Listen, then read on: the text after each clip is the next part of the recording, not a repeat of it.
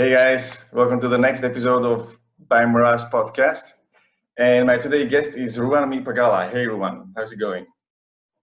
What's up, Maros? Good to be here. Thanks for accepting the invitation. Ruwan is currently working as a men's coach, and I have invited him because his story of how he got there is nothing short of interesting. So why don't we start with that?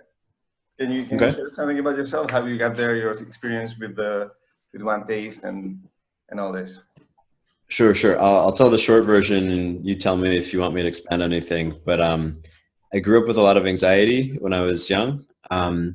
Social anxiety, just fear of things, and it might have been partially from my upbringing or whatever.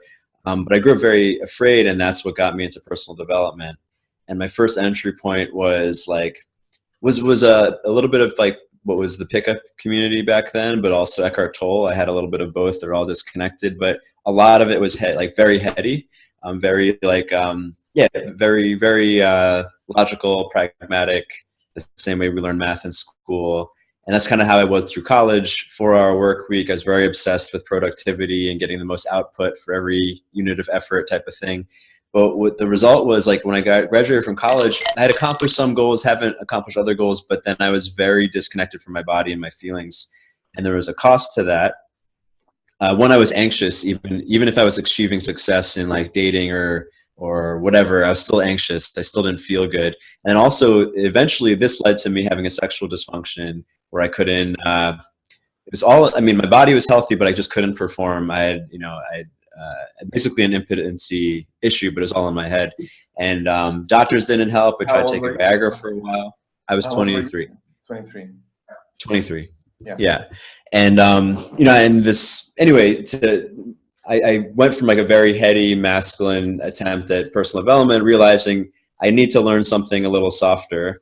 And I'd been following this. This is this one TED talk I'd seen many times on female orgasm, and the teacher was very charismatic, and she was speaking to things I didn't really understand, but it seemed to be touching on this thing I was missing, this like emotional awareness. And so I started taking classes for a company. Turned out to be a cult. I mean, now I call it a cult. Even then I called it a cult, but I didn't really know what a cult was. But it was a total opposite of where I was. Like before that, I was hanging out with guys who were doing pickup or, guys who were into 4-hour work week stuff or like very male-oriented, masculine-minded environments. And I just jumped into this matriarchy, basically. It was run by women, had female ethics and female assumptions about reality. And like basic things would be like emotions were more important than logic a lot of the time. Was the opposite of how I was living. Up until then, like emotions were kind of an inconvenience that I was trying to overcome all the time, whether it was in dating or work or whatever. And then, I spent 2 years, I'd say, getting in touch with my anima, getting in touch with my feminine side, getting in touch with my emotions. My sexual issue cleared up very quickly. And it opened me up to, I guess, like the immaterial side of life, like feeling and intuition and even stuff that seems paranormal, like reading people. Obviously, the sexual side was in this feminine world very heavily.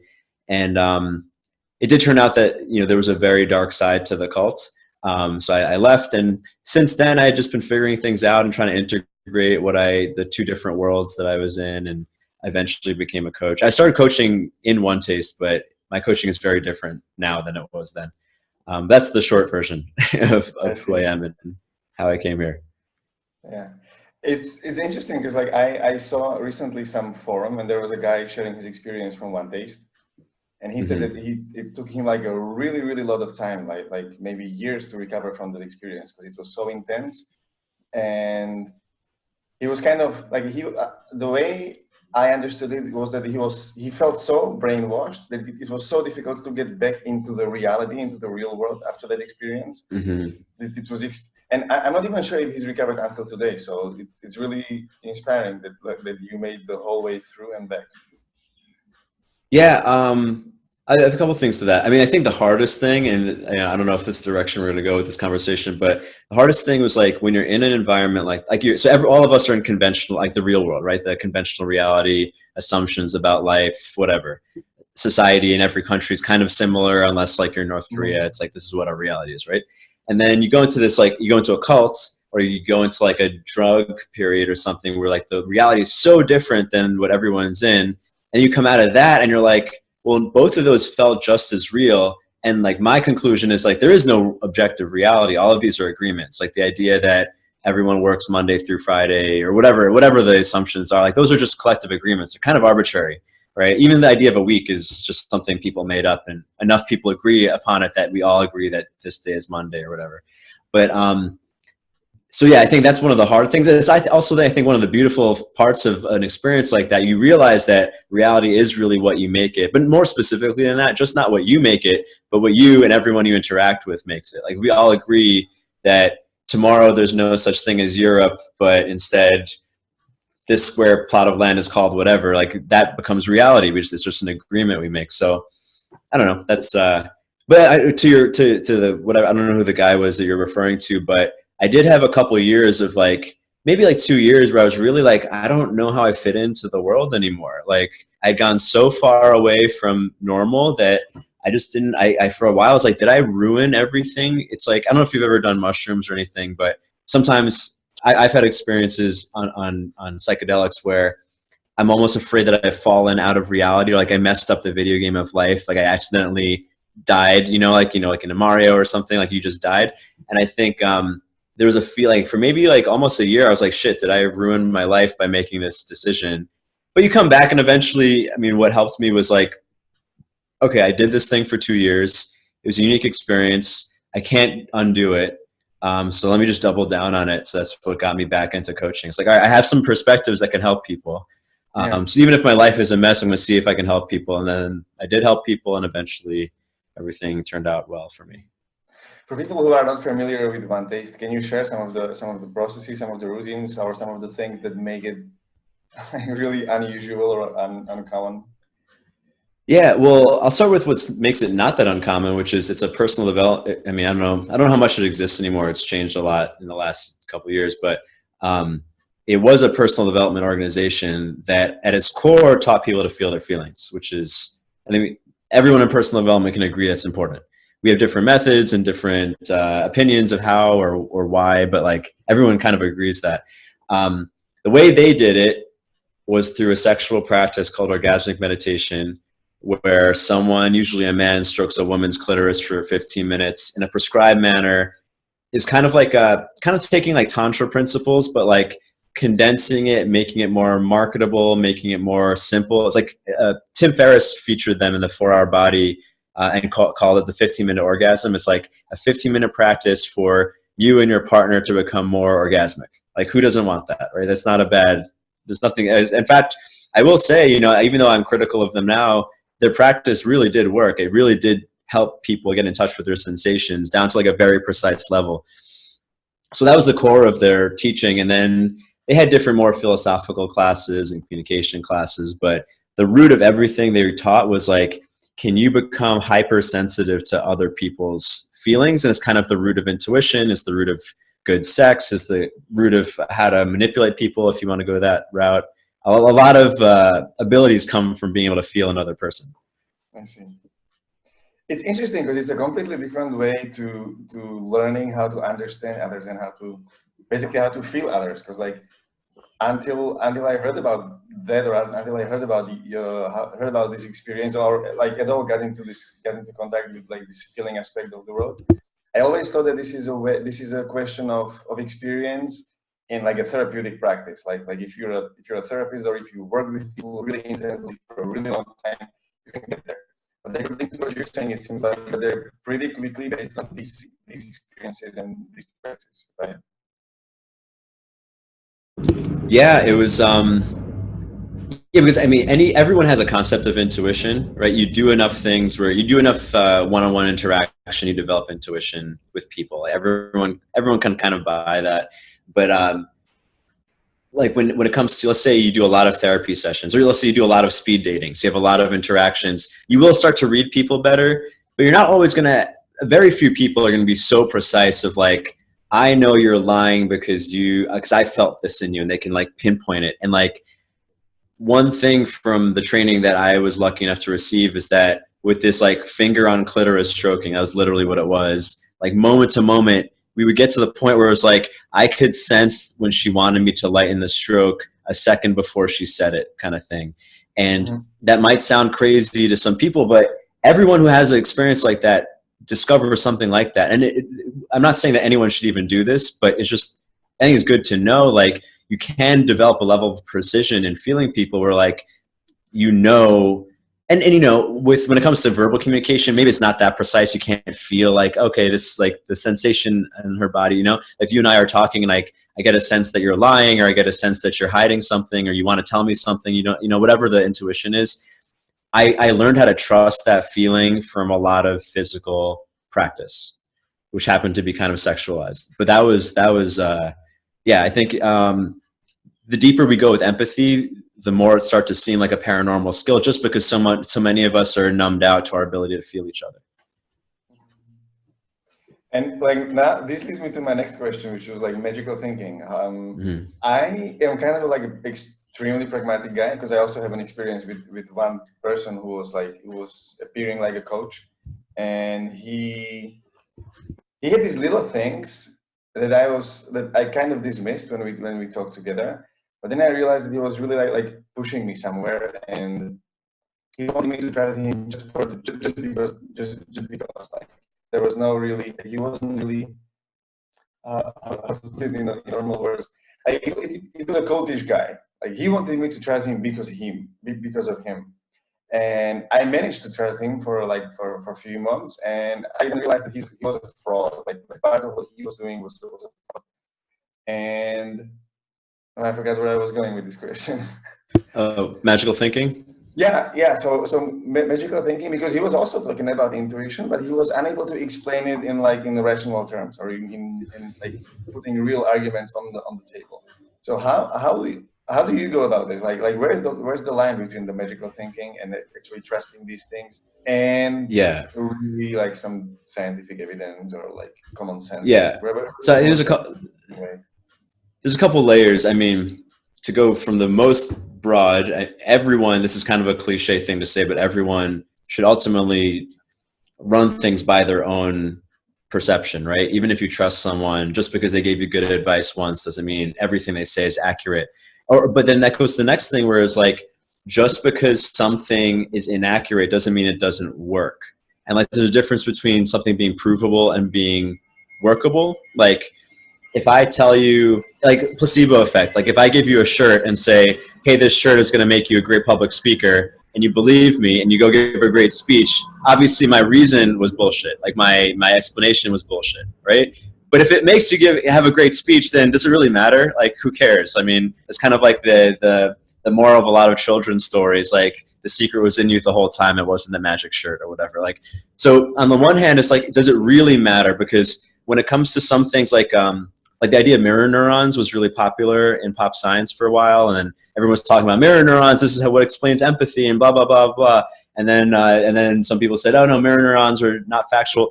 No matter what, all of these people, including myself, all of us talking about mirror neurons and blogging about it and using it for explanations, none of us were scientists, right? I've never seen a mirror neuron. I don't really know what it is. I only know what I've heard in podcasts and books that I've read. Same with you or anybody else. None of us are neurosurgeons, right? Yeah. So like, even mirror neurons, even though it's scientific fact, it's just like a story we told ourselves to explain the experience we had, and the experience we had is empathy. That's the thing that's the most real. So whatever story we tell us to make it work doesn't really matter. Now, the other end of it is, if you're not aware that your belief might be incorrect, like, you have to think about how you think, right? Like, if you don't consider that your belief in your magic shirt is kind of bullshit, if you don't have that room for possibility, it makes it very easy for you to falsely attribute cause and effect. Like, if you think the magic shirt's going to make, I think you get what I'm saying. Everyone gets what I'm saying. So it's like, to really answer your question, when I'm entertaining magical thinking stuff, for the only reason why I ever do is for the sake of having a workable model, right? Like, if we're talking about like speaking to someone on a date, right? It's of zero use to say, oh, when she does this, your mirror neurons will have this activation and that will send a signal to your, like, no, that's not good. But if you tell a guy like, hey, if you sense her energy and your intuition says do this, you should do that. Like, that is actually something he can understand it. And even if the energy, even if there's no such thing as energy passing, it doesn't matter. Even if it's bullshit, you can tell them it might be bullshit, but that way of thinking will help you get the result you want. That's good enough. The important thing is that you recognize that your model of understanding might not work outside of this context, or might even be working for reasons you don't understand. So whenever I teach an idea like this for the reasons of being practical or workable, I try to call out that magical thinking, just so people can remember. Because I noticed this when I first started teaching on my own again, after like years after the cults. Sometimes I'll just make up a term just because we all make up terms. Like, just here's a word that I think is a good word to explain this. And I would have guys, they'd come on a call with me and they would use my terminology, and they weren't really thinking about the fact, they weren't considering that I just made it up. It was just, I forget what terms. I've made up a lot of terms. But like, I try to remind people that this is just a term I made up for getting this result. Just remember that it's all kind of made up. It's important. Everything is kind of made up. So anyway, that's the gist of how I feel about magical thinking. Yeah, it's interesting. It's like you give yourself a reason that allows you to do something that you normally wouldn't do because of this thing. Yeah. And once you do that, then you can let go of that belief or magical thinking, because now you know that you already have that capacity to do that and to perform it and so on. Mm-hmm. And actually, I want to share one thing. Oh, go ahead. Yeah, go ahead. I just want to share one thing that I've actually been doing recently, like in the last year. A guy shared with me this idea of, if you donate a certain amount of money, it comes back to you, right? A lot of people say that kind of thing in law of attraction, whatever. And I can't accept that in my head, but I've been doing it anyway, and I have been getting a result. And it's like, I've been donating about 10% of my income, and my income has been increasing. And even though I think it's bullshit, his reason, it doesn't make sense to me. Like, where would this come from? I've been getting the results, and it's been making me feel good. And that in itself is a good enough reason for me to keep donating my income. I don't know. I just wanted to share that was like a thing that, I don't know. I recommend it to everyone, even though I think the reason is I can't prove it. I think it's like, if you start donating part of your income, it gives you a certain feeling which gets the results you want in any way. So I think there's a lot of examples of this. Yeah, I think Tony Robbins says that.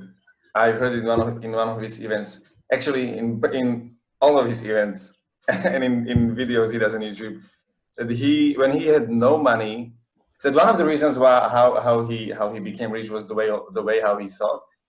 And example he uses is that when he had almost no money, he had last $20 in his pocket. He was supposed to go somewhere with his friends to the restaurant for having a meal, and he paid for his own meal, and then he had last $5, and he had no no other money inside. So he was basically broke. And for the last $5 he had, he gave to a small guy who was like 5-year-old, and he just made some act that made him appear like a beautiful gentleman. And he wanted to reward this guy, so he gave him the money. And he said that at that point he realized that this is what he wants to do, to support people and give people money. I'll put it in commas. And yeah, and since then he says secret to living is giving. That by giving to others, you can have this feeling that you are giving, so you can receive. I don't know, it's also on this border, like how much of magical thinking it is and how much pragmatic it is. I don't know. Yeah, because yeah, go ahead. I wanted to ask about the cult experience. I think a big topic is manipulation. How to find out that you're being manipulated, and how do you even define the word? What's your take on manipulation?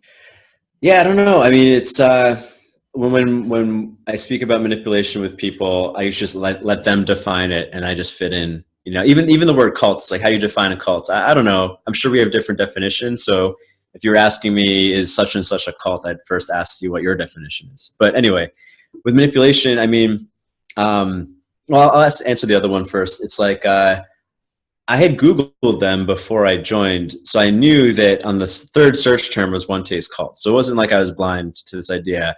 And like the first intro meetings I went to, they definitely acted differently than most people I had met, but not in mostly a good way. Like they were all very intense, and they're very confident, and all the women were very sexual, and everyone was they had dilated pupils, and they all felt really good, and all of it was kind of weird, but it was also kind of cool. These are they weren't depressed people. They were seemingly happy, energized, super friendly, super intuitive people.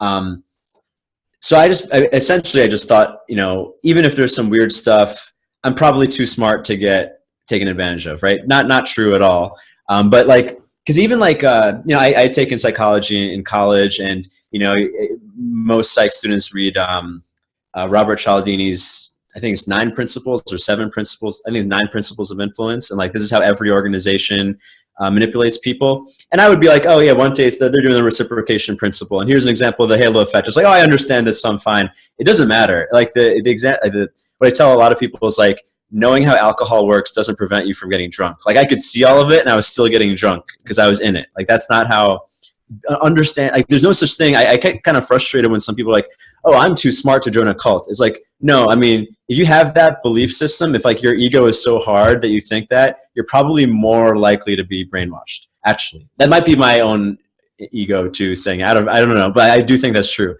And because it's nothing to do with intelligence. It's like if someone can control your inputs, they can control your perception. But manipulation, I mean, everything's kind of manipulation. I mean, advertising, you know, this conversation, if someone listens to it, and even if it's a positive thing, it's kind of, we kind of manipulated this person to think differently, hopefully in a better way, you know, everything. That's the other, like my greater point with all the cult stuff is like, our sense of reality is so arbitrary, right? It's our perceptions, the perceptions of other people. It's the agreements we make with other people. That's why, like, you know, stuff like your income is the average of your 5 best friends idea. Like that's a very popular idea.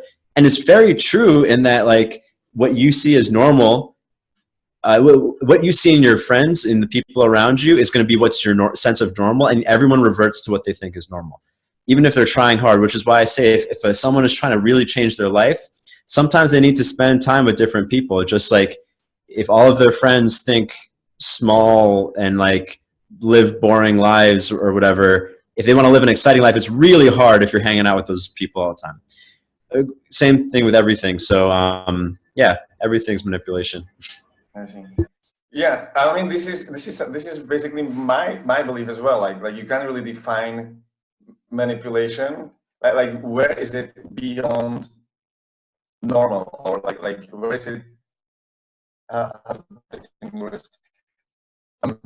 Everything is manipulation. Sales is manipulation. All the marketing campaigns are trying to manipulate you into buying their products, and which is too much and which is not is very thin line. So rather than talking about like I was manipulated by someone, I much rather say like I allowed them to manipulate me, because like I did something against my own judgment, but then it's my responsibility, not theirs, because they manipulated me or something like this.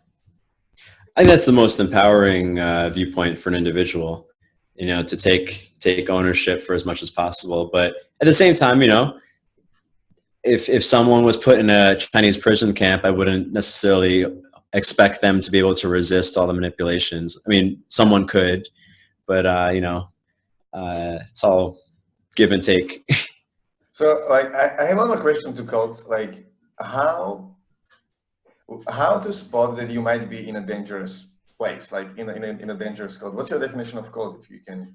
I know it's like, I guess it's like similar to the manipulation thing. Right. I mean, I'd say a cult is anything. Well, first I want to say I don't think cults are negative. I think most organizations run on cult principles, or rather cults run on normal human. In fact, actually, cults are effective because they run on very primal family instincts. Right, a cult works when it basically fills in the gaps that you didn't get met when you were a child. In many sense, or not actually, I want to say it better than that. A cults basically give us the experience that we want to have in our tribal time, like pre-agriculture. We were organized much differently pre-agriculture. Like we lived in clans of people who all knew us and were kind of related, and everyone knew everything about each other. Like that's kind of what a cult gives us, which is why, for myself, and I think a lot of people, when we enter a cult, it just feels like home. It's like, oh, finally, like this, like there's some primal need that I think gets met. So I don't think they're bad. What is negative is when basically what seems like it's serving you is actually serving someone else's agenda. Usually there's one person at the top who's making all the money or whatever. So that would be the only thing that I would say for sure is dangerous. Like if everything you're doing for your spiritual benefit or for your growth ends up profiting this one person elsewhere, I'd worry about that. But as far as other things to note, is like I'd say like being aware of when people are all using the same memes. So like a meme, I'm not talking about just like the internet graphic. I mean like an idea that gets passed around and replicated in a culty cult, like in a very culty organization, you'll see the same memes being passed around. So like is people are like using the same perspectives without thinking for themselves. I see. So without questioning. Sorry? Without questioning them, like without questioning their validity? Or? Without questioning, I think when it's done effectively, they don't even notice it. Like, so my cult founder was a semiotics expert. Semiotics is propaganda. So she was very precise with her language. And I don't know enough about NLP to know everything she did. I know a couple techniques that she did on people. But like one of the things that I noticed about people in the cult, and I think the only reason why I noticed this more than other people was that I was taking notes to write my book about it. So I would sometimes write down exactly what she said and be like, oh, this is, wait, all right, that other person said, like, basically when people use the same phrases, they're hopping onto someone else's reality. And this happens all the time between friends, right? Like if you and your friends watch the same comedy, or you grew up watching the same comedy, you might have the same like jokes that you say in certain situations, the same expressions. That's normal. Or like internet memes, like, many of us who use the internet now are in the same age bracket. We use the same phrases because we saw it on the internet. Like whatever, you can think of many things like the AF as fuck, like that. Someone came up with that, and a bunch of other people, millions of people around the world, or hundreds of thousands, started using that term. Who came up with it? We're not sure. But if one person came up with it and got a bunch of us to use it, we'd basically be hopping onto that person's reality. And if they did it a lot, like we were using their jokes, we were using their expressions when it came to money, we were using their explanations or like decision-making tools, we'd basically be now plugged into their reality, which puts us at risk if their reality is negative. So I'm really picky with this, and I notice this a lot in social situations when like I or someone will use a certain phrase for something, and then someone else will use the same exact phrase in this unusual phrase.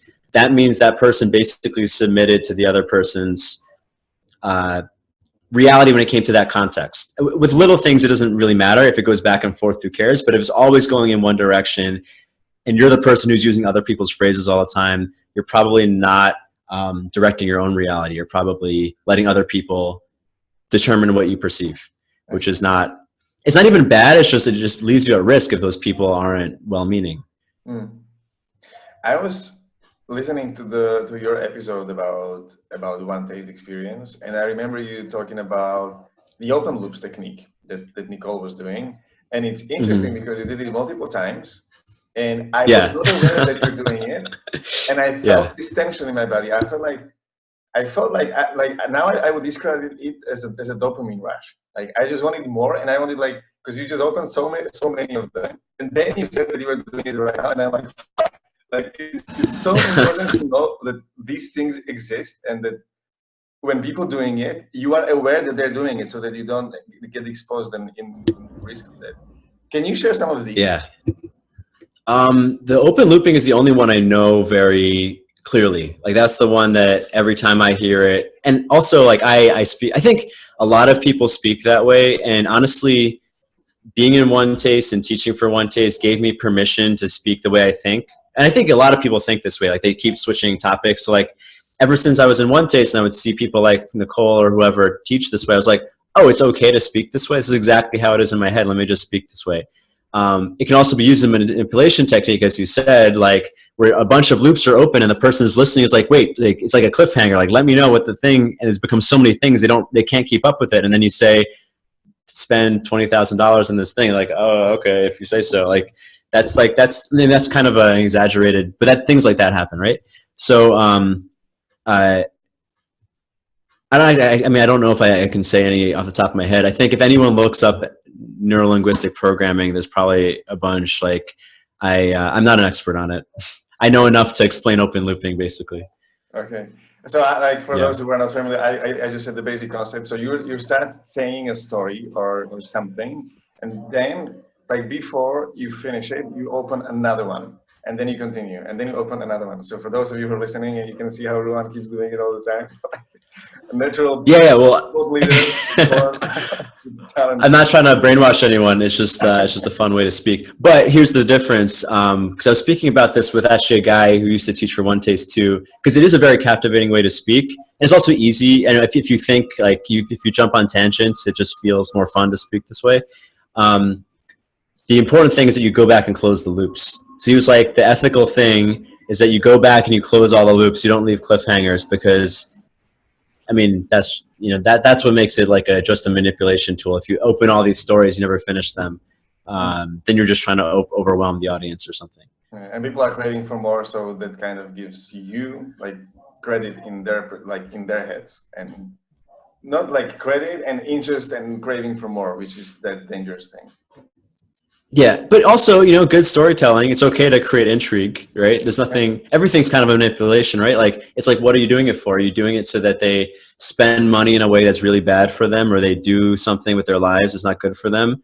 Fine, that's not good. But if you're doing it to tell a good story and you have a great product that you think is going to be great for them and it's worth the money, that's fine. But then the other thing is like, a lot of it's subjective too. Like a lot of times in One Taste, because I would manipulate people too to take I worked for them, so I would get people to take their courses sometimes.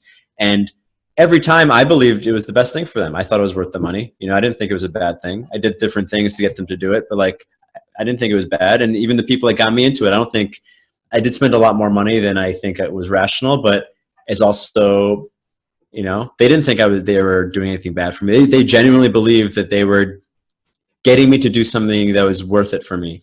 So is that wrong? I mean, it's kind of an opinion of what's worth it for someone to do. Yeah, that'll be a longer philosophical discussion on the right, right. Moral of the story. Yeah. I'm sorry. Yeah, I want to jump into the topic that you already started in the beginning a little bit, which is erectile dysfunction. You had this experience and you managed to cure like very quickly in One Taste. And I also read that you were a little bit legal counsel around psychology today. So like many guys went through your hands when they wanted to get cured. So I just want to clarify, I did not phically touch anyone to help them with their erectile dysfunction. It was all verbal communication. I realized the metaphor after I said that. Yeah. So what do you think are the most common causes, or what was that thing that cured you? How do you help other guys go through that? Yeah, I was thinking about this. Well, anyway, I was at its most basic root, if a physically healthy guy is having a psychosomatic or psychogenic sexual dysfunction, so typically ED or premature ejaculation, one of those two things. It's because their sympathetic nervous system is too active. Again, I just want to call myself out. I am using science words to tell a story for people to understand this, but I don't necessarily know that a sympathetic nervous system is active. This is all stuff I've read in books, right? But this is how I explain it to people, and I think it's true. Your fight or flight response is too active, and therefore you can't, your body's not going to divert resources towards procreation if you're under stress, if you think you're in danger. A lot of guys have an overactive sympathetic nervous system for various reasons, and these are my theories. Like, I think internet porn is a huge culprit. I think certain parts of our culture, I think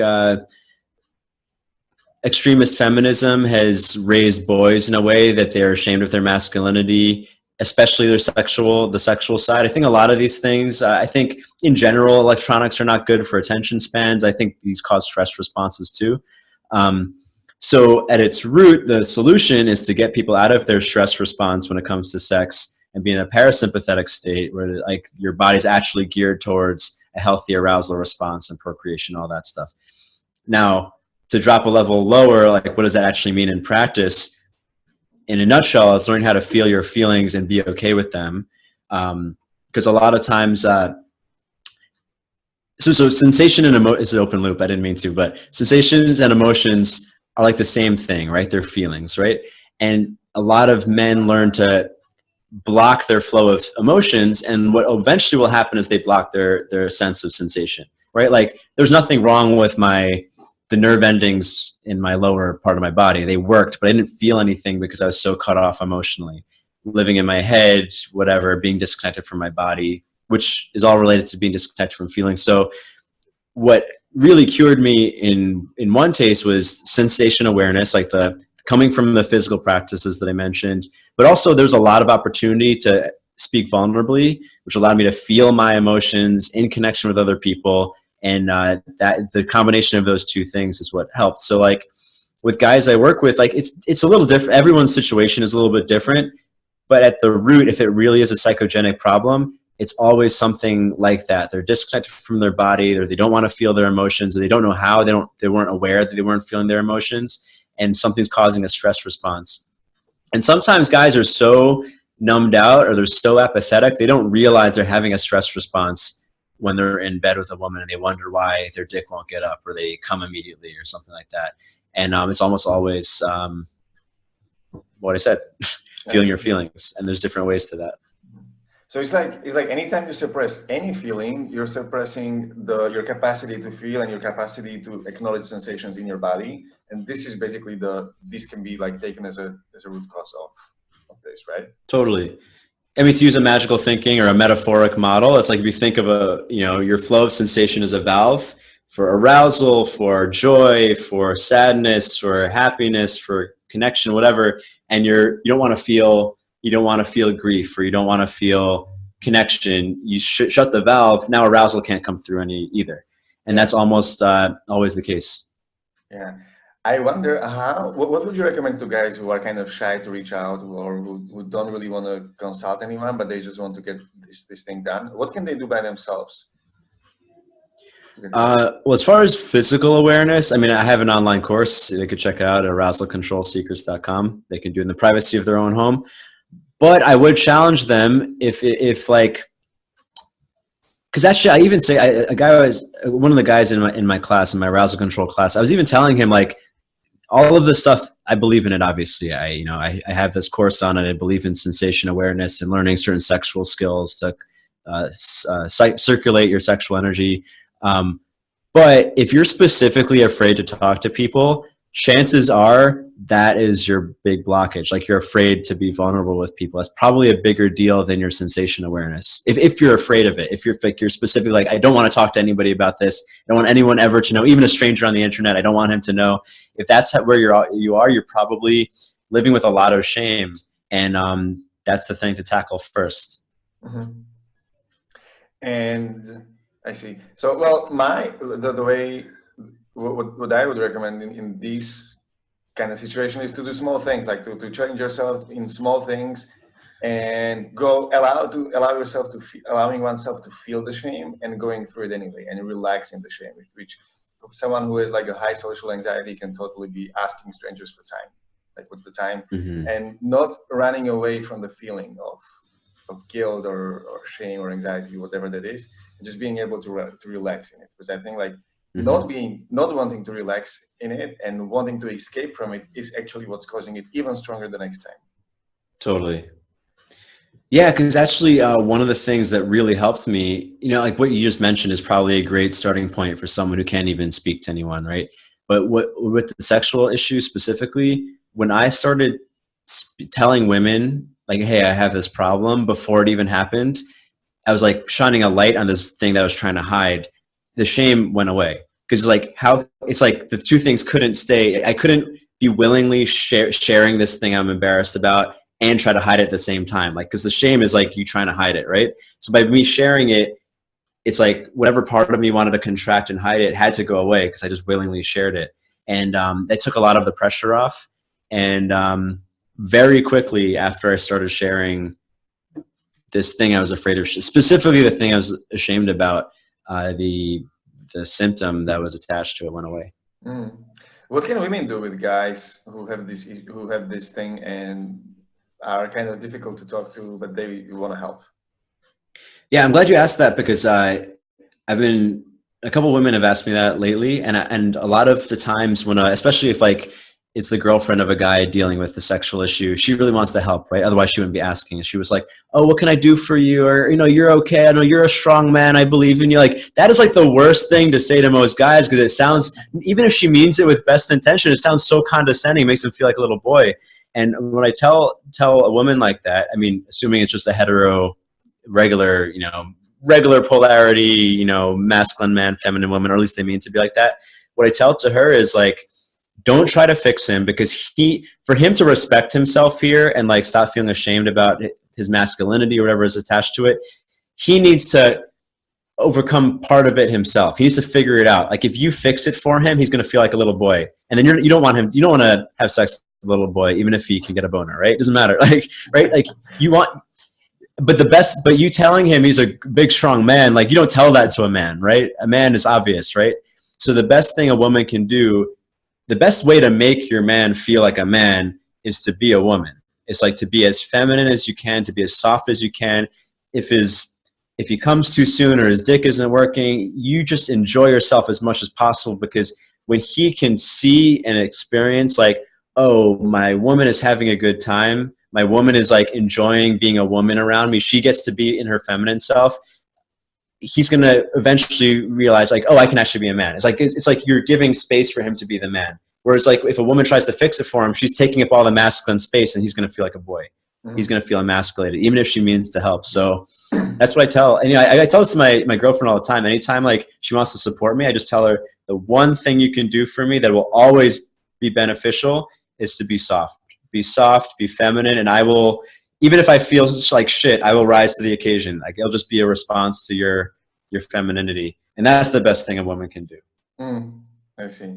I think also another thing is when it comes to sharing emotions and then sharing vulnerability, like the other extreme from fixing is like a pitying, like something like I'm ashamed for something, or I feel guilty for something, and this is not really working.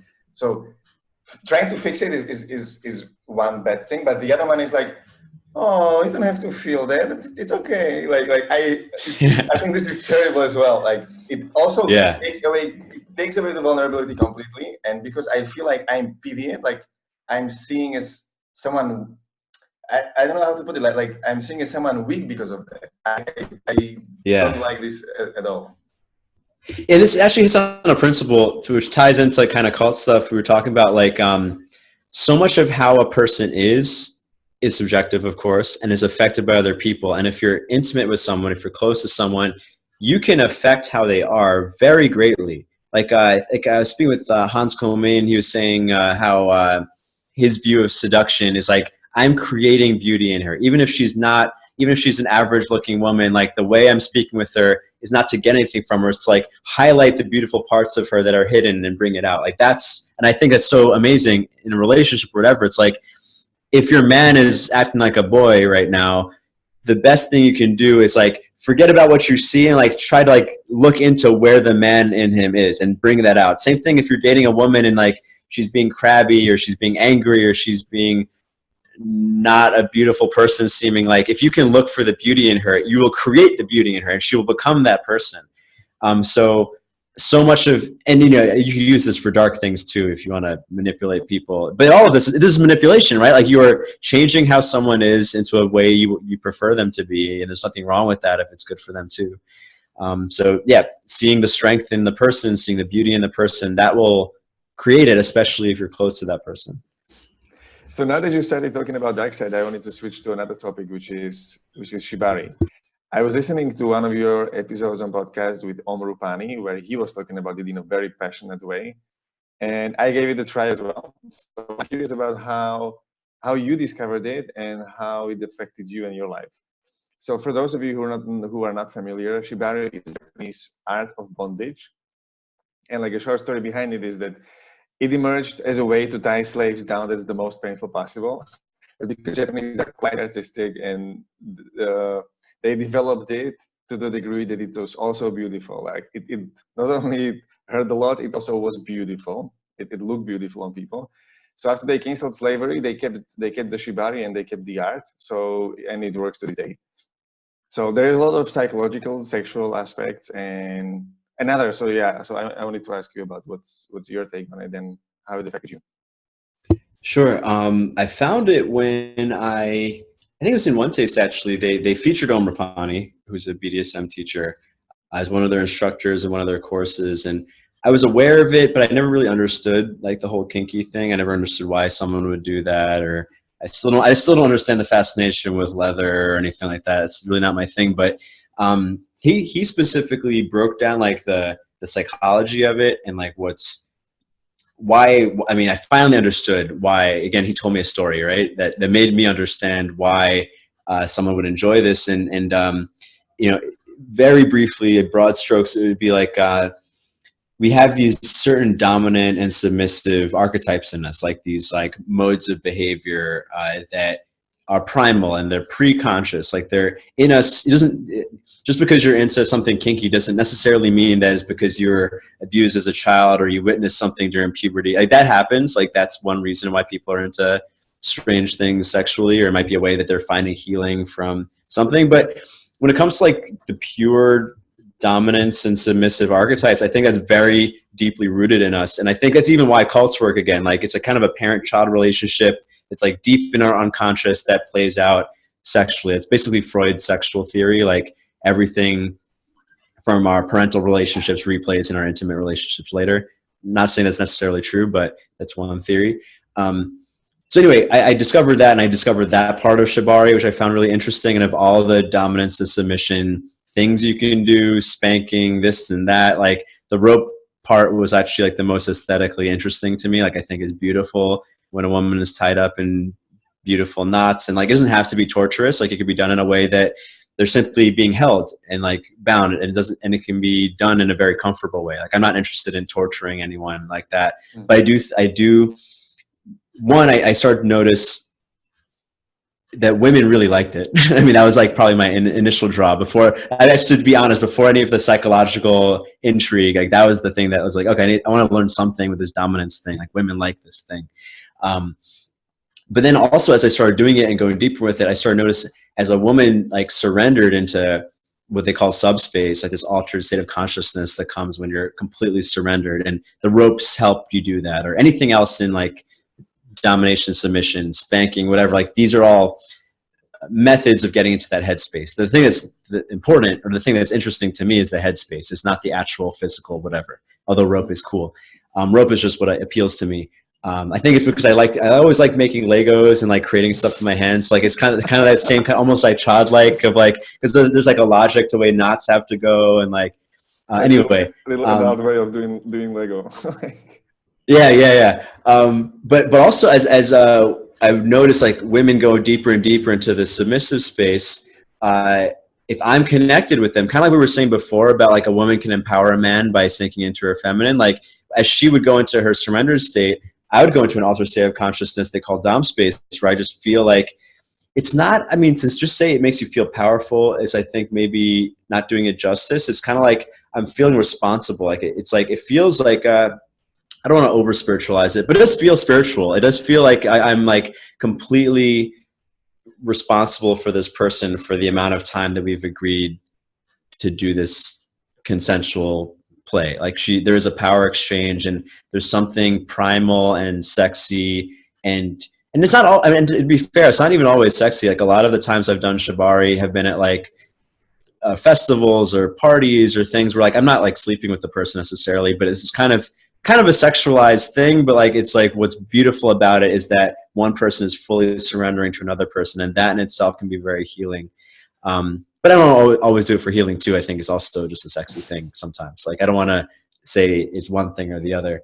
But that's that's been kind of my draw to it. And yeah, and honestly, I don't do it even that much anymore, but it's something that I find cool. I think it's a great exploration. I think this dom sub stuff is, you know, if you're a straight man, no matter what your culture is telling you, straight women appreciate a man who can be dominant, and not dominant of being an asshole, but dominant that you can take full responsibility for everything that's happening within a given reality, even a two-person reality. Like very simply, that's why women like a man who can make decisions on a date.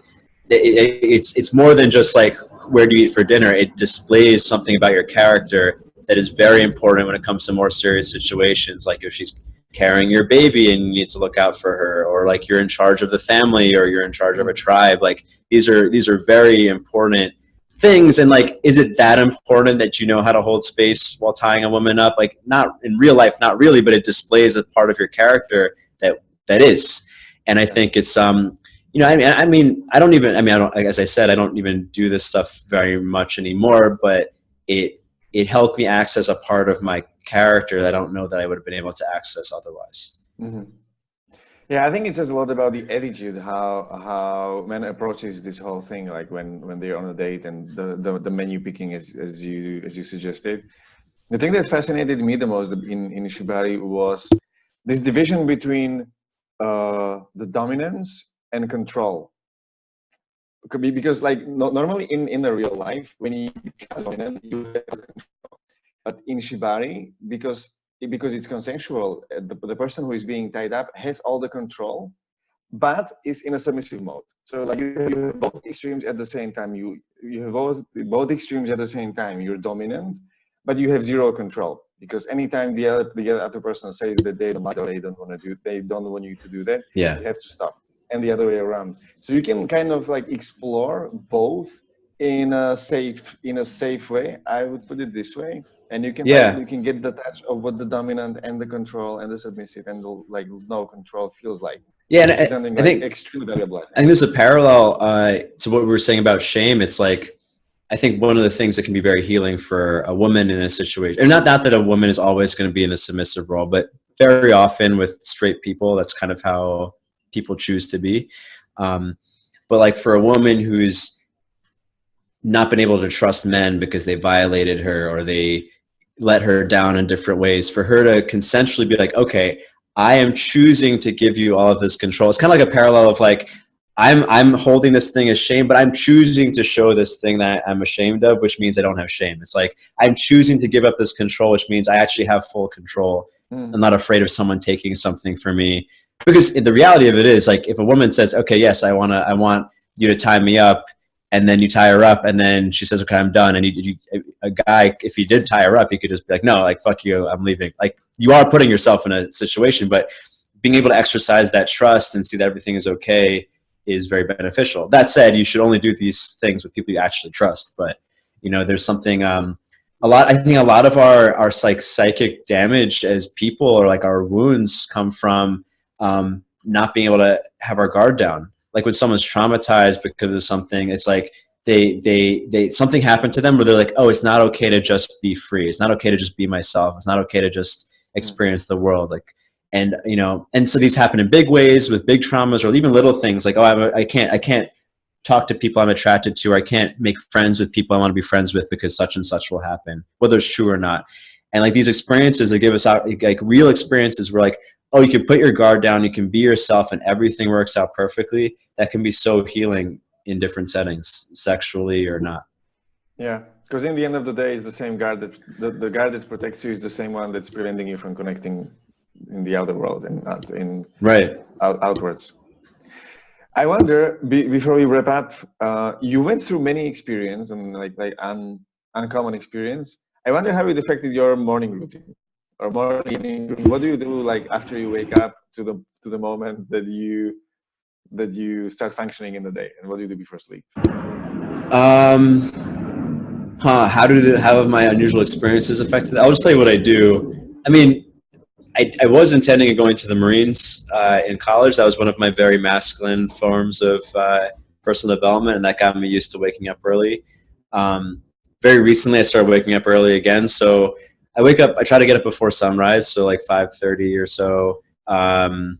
I like to have a lot of space in the morning to just think. So I have my coffee, I do my writing morning pages, I just work out things. Sometimes I'm not even writing, I'm just like sitting at my desk, like kind of talking to myself and planning out the day and exploring different ideas. Like sometimes it becomes the project I'll work on, or like an idea for my book or an article. Like all of that comes from just like the free space to think. I think that's one of the most important things for people, to have time to think. That's like what's so dangerous about our phones. They take away our space to think. Anyway, so that's what I do in the beginning of the day. And then on a normal period of time, I write for 2 hours on my book. If I'm working on a business project, and then maybe I'll spend those 2 hours working on the project.